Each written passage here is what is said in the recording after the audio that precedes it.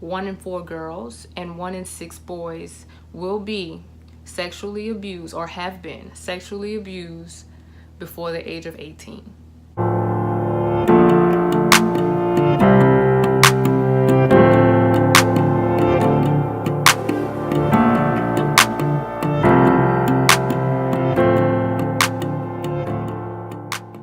Hello beautiful people, thank you guys so much for tuning into my channel. I am Darla and you are tuned into The 30 Journey. Guys, thank you so much for coming back with me on this video. I mentioned to you guys in my Insta stories that I was going to get this video out to you this week. You guys know, if you do follow me on Instagram, all of that information is below, by the way.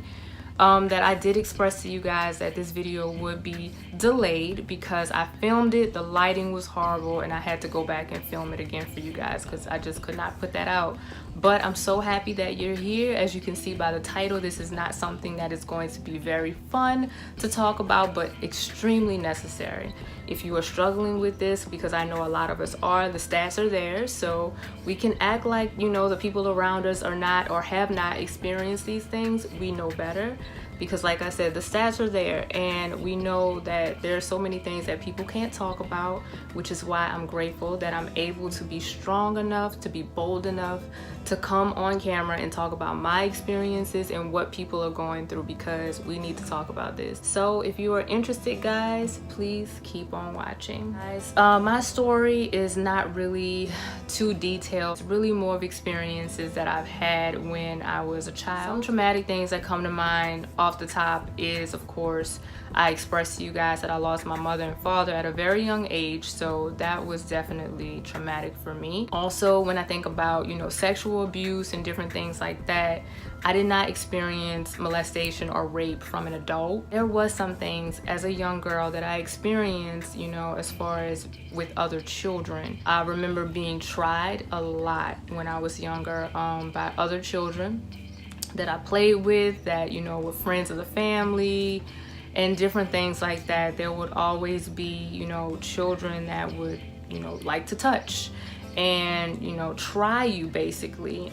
That type of stuff kind of just set in my mind without me really realizing that it was something that affected me. And I really had to go back and think about all of the times that it did happen, and I was very shocked to really think about how many times I experienced that. The thing that I carried with me was the fact that I, for one, did not speak about it to an adult, and also that I engaged in it as well. For me, there was nothing like penetration or oral sex or anything like that, you know, with children, but there was touching, you know, there was touching. That was something that just sat with me. Some people might feel like that wasn't really much of anything because a lot of people experience things that are much worse, which I completely understand.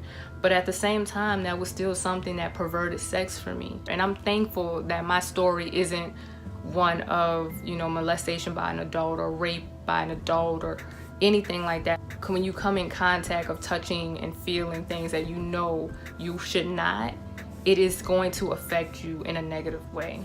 And this is one thing that I want to bring to the light for a lot of adults who have children as well, because a lot of times we think about leaving our children with particular adults, and what we need to realize is leaving our children with other children. You have to be extremely aware of that as well, because there was a lot of times where these things happen at slumber parties, these things happen at birthday parties, and you know, stuff like that. When other children are exposed to these things, you never know how that's going to affect your child. And it's not necessarily the child's fault.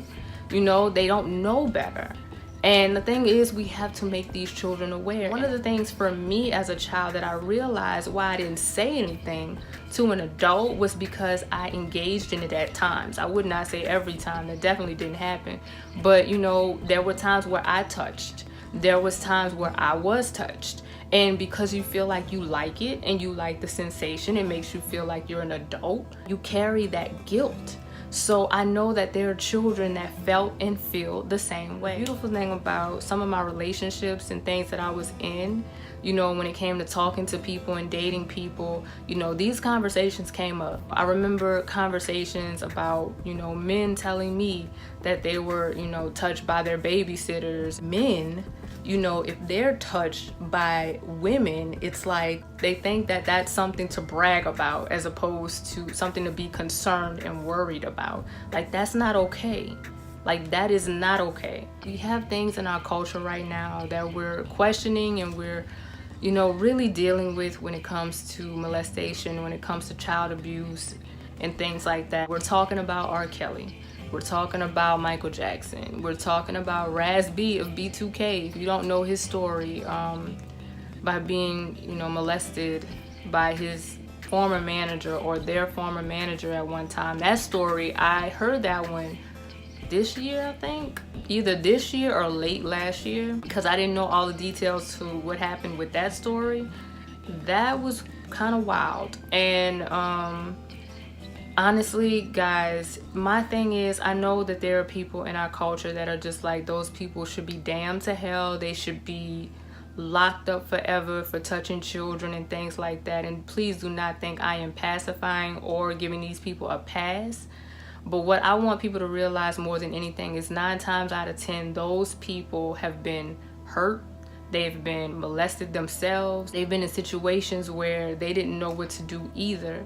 And unfortunately, some other things happen in result of it, which is why as adults, we have an obligation to offer our children safe spaces to talk about these things. A lot of my friends who have children, and they say, you know, I make sure I talk to my child about this stuff all the time, and I make sure they tell me if they touched or if somebody touched them and things like that. And a lot of times, guys, like I said, children carry that guilt of if they like the feeling or if they might have engaged in it and touched back or something, so they don't say anything at all. And what happens is we don't allow those children to have a safe space to be able to talk to us about everything. And I know, like I said, that there are people and parents out there that are like, I offer my children this, I offer them that, I make sure they know. And I get that, but I want you to realize something, because this is something that's happening as well. I want you guys to be aware of something.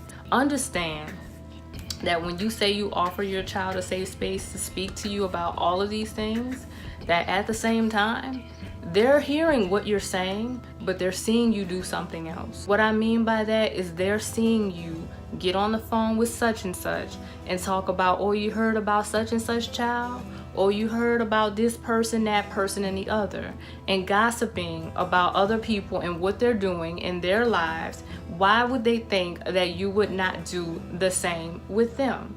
And I know that there are parents that might not go and spread their child's business, because at the same time that makes you look bad. I want you to realize something with that as well. Talking about other people and other people's children is not helping your situation, because when you're going and saying things like, oh, you heard about such and such kid, I think that child might be a little, and things like that, and your child is struggling right now with identity issues and trying to figure out why they're feeling things that they're feeling, and they don't understand. But because of what you said and what you do, despite what you say at times, they don't feel comfortable to come and tell you the truth, because they feel like they may be judged by you as well.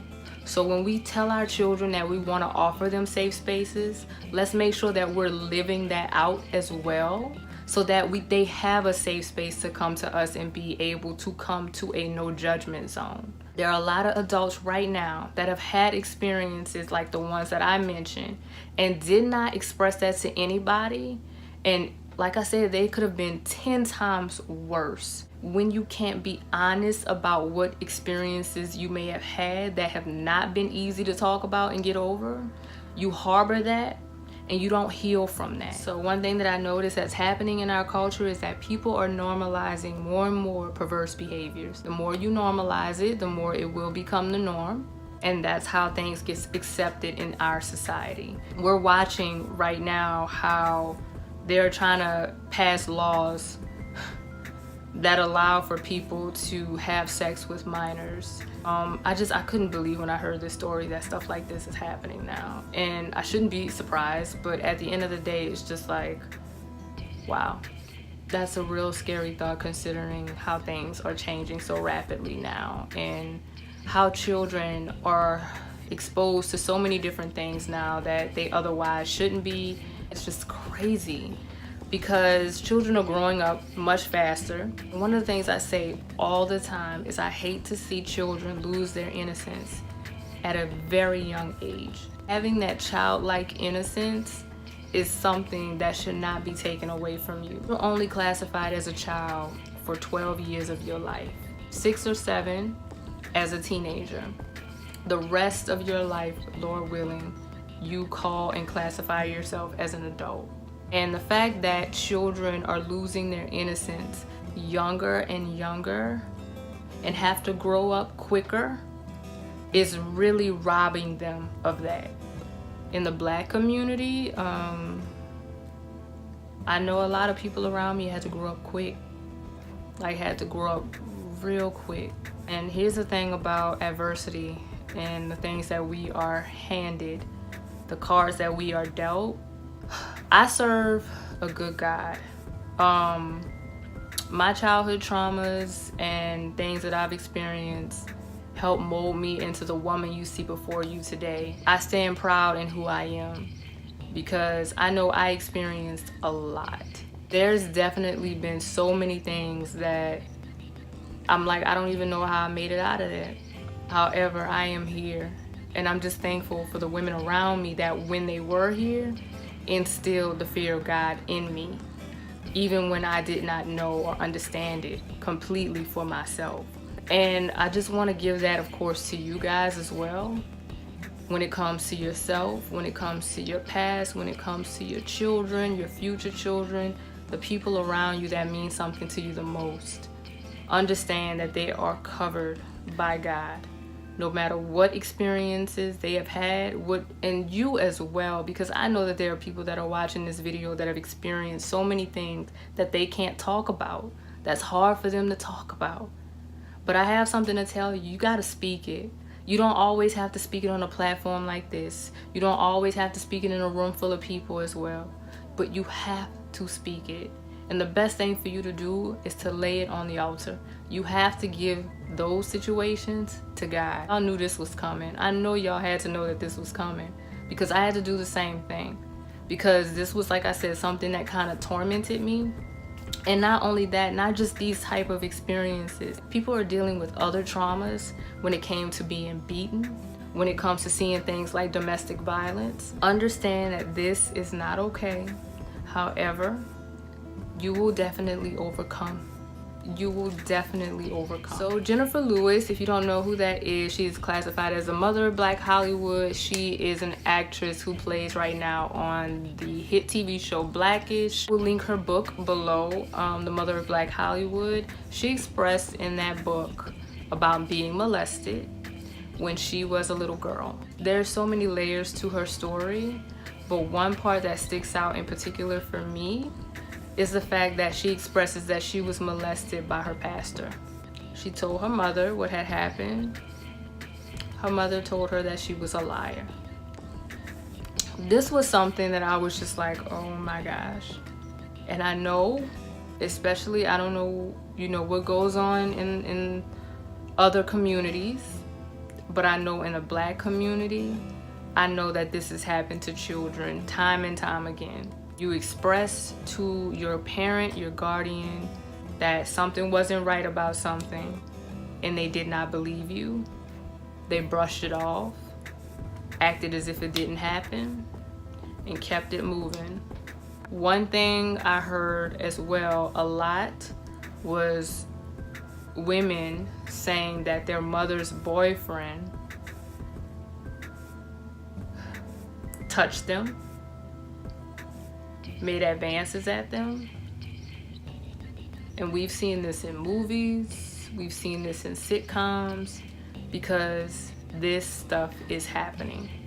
But this stuff cannot continue to happen. So again, we have to offer our children safe spaces to be honest and open with us about what they're experiencing and what they have experienced, what they're dealing with, because otherwise we become a part of the issue as well.